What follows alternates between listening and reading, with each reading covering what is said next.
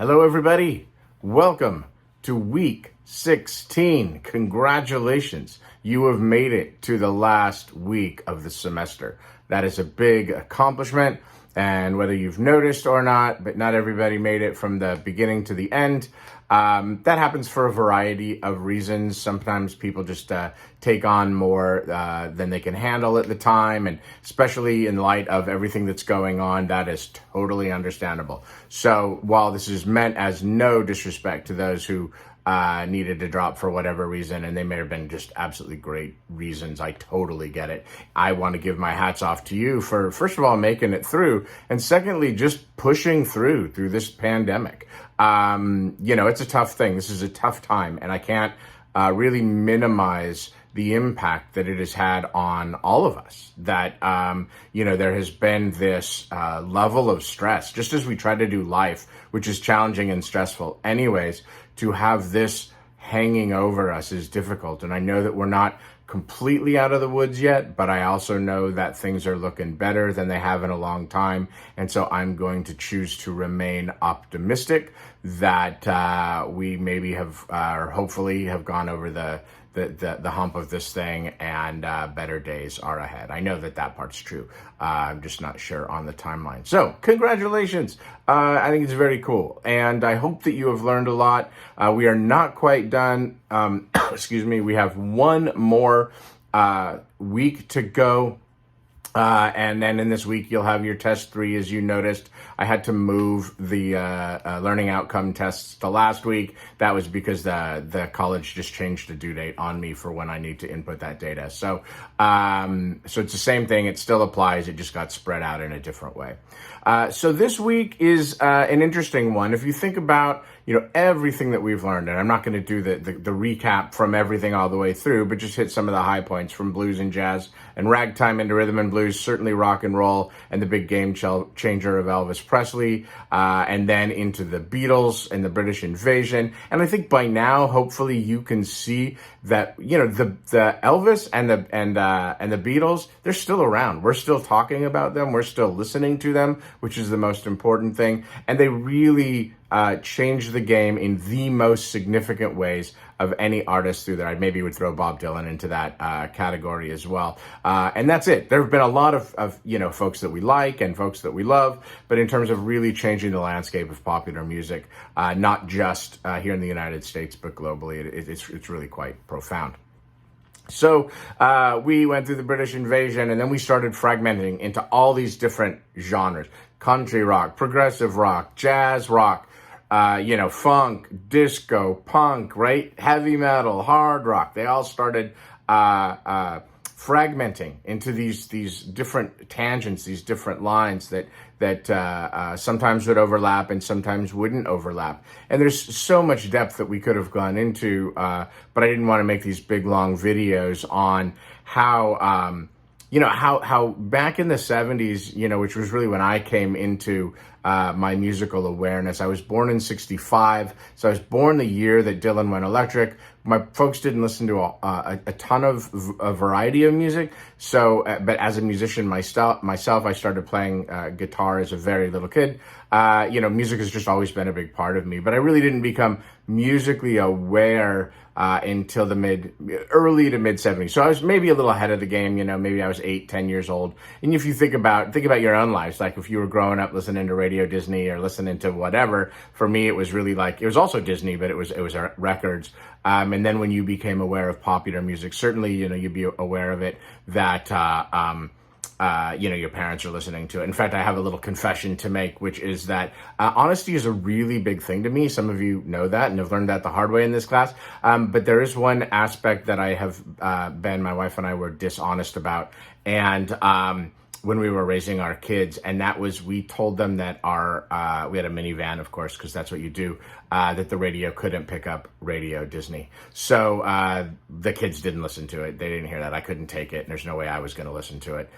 So we just told them that we couldn't pick it up. We also told them that the TV, our TV didn't get Barney. So, hate me, think that was bad, but whatever, that's the way that it was. So then we see all these tangents going through, and in the 70s, depending on what you listen to and what you are into, it was very possible to, let's say that you listen to just hard rock and heavy metal, you would know who, probably the Beatles were. You certainly know Jimi Hendrix, Led Zeppelin. You would know a lot of those things. You maybe wouldn't know at all what was going on in funk and disco if you weren't listening to black music, if you weren't listening to those things. So even though it was not segregated by design, it was our tastes. And then MTV really changed that a lot. MTV shows up and people start getting a lot of stuff. So, whoops, I just bumped this. Okay. So MTV changed things to where, you would see a Michael Jackson video and maybe you'd see something from Song Remains the Same. And then as things evolved and you got into Headbangers Ball and, the one that they had for alternative rock that I'm blanking on the name for right now. And then Yo MTV Raps, 120 Minutes, all these things that were going on. I think that was the alternative rock one. You all of a sudden would get exposure to a lot of stuff. And then MTV they started realizing they weren't making a whole lot of money. And that's when Beavis and Butthead showed up and The Real World. And they realized they made more money off of those shows. And MTV dwindled in terms of that. And the landscape changed. And then it changed again later with YouTube and video, which was everything, became almost nothing and then became big again, to where videos, even if it's just a lyric video, but to have your music on YouTube was very popular.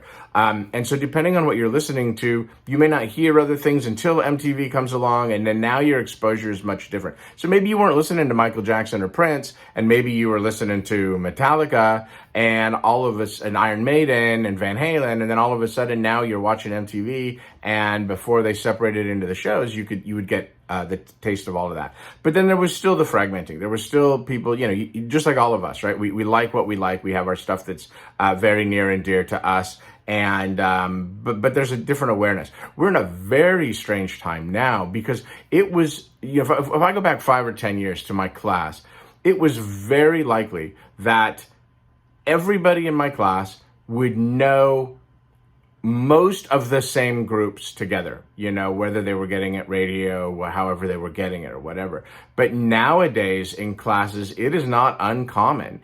If you're into underground hip hop, or you're into K-pop, or you're interested in Japanese music related to anime, or you're related to underground punk or whatever, you might not know any of the bands that somebody else would talk about, and that would mean a lot to them.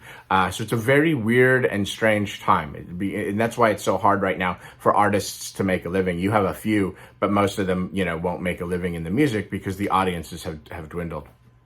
So what happens after MTV and pop music and all of that, and we talked about alternative music bubbling up a little bit, and those threads continued through. So this last chapter that you're going to learn, chapter 19, is on alienated music and then back to the roots. And we end with Bruce Springsteen, and that's where I always like to end.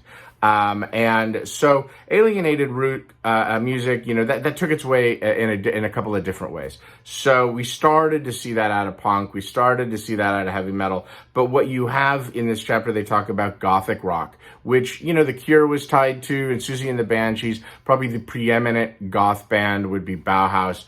You have post-punk in the US. So you had punk, excuse me, and then you had post-punk. So what came after punk? And with post-punk, you have bands like Husker Du, and you have the Pixies eventually. Husker Du and those bands would lead to the Pixies, and then the Pixies would lead to Nirvana. And in fact, if you don't know the Pixies, you need to know the Pixies because they're amazing. But if you listen to the Pixies and then you listen to Nirvana, you will hear the very direct influence. In fact, Kurt Cobain at times was almost apologetic in how derivative a lot of the Nirvana songs were from the Pixies. So much so that they didn't even want to release Smells Like Teen Spirit because they felt like it was a Pixies rip-off. And kind of in some ways it is. You combine the Pixies and Boston's More Than a Feeling and you get Smells Like Teen Spirit. There's industrial rock, and in the past I think I might have mentioned, that the two chapters that are probably the most challenging for people are punk and progressive rock. Industrial rock probably sits above all of them. If you have bands like Front 242, Einstürzende Neubauten, there's some pretty tough music in there to listen to, very aggressive, very, there's synthesizers, there is some dance rhythm. So an interesting thing, because even though it's industrial, there was still a dance kind of component to a lot of it. And that's how you end up with like Nine Inch Nails, right? Which you have Trent Reznor, and that was really his vehicle. It was Nine Inch Nails. So you're going to learn about that. Speed metal, thrash metal, death metal, these all come out of hard rock and heavy metal. So if you think about going from, Led Zeppelin through Iron Maiden and Van Halen and certainly Black Sabbath, and then from there you get into bands like Metallica, Megadeth, Slayer, Venom, all these other bands that just keep pushing and pushing that envelope.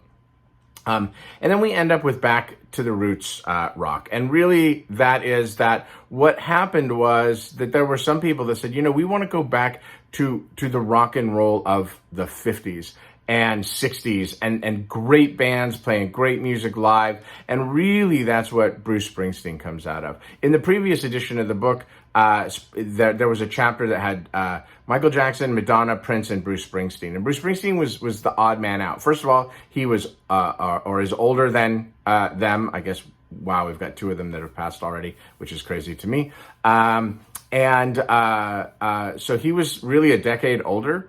And he came out from a very different thing. He was very well established before MTV ever showed up.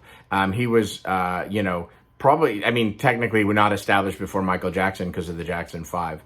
But he, became huge. And he was a pretty important guy, especially by the time you get to Born to Run. But then he, when the timing of MTV comes along and he puts out Born in the USA, then he becomes a mega star.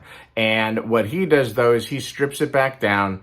It's songs about regular folks living regular lives, a lot of what we would think about in country, and a lot of modern country really owes a lot to that. And Bruce was a country fan. He was also is also a huge Bob Dylan fan. And so it ends with this. And Bruce Springsteen to me is a perfect way to end the class for a couple of ways. First of all, he really ties some decades together.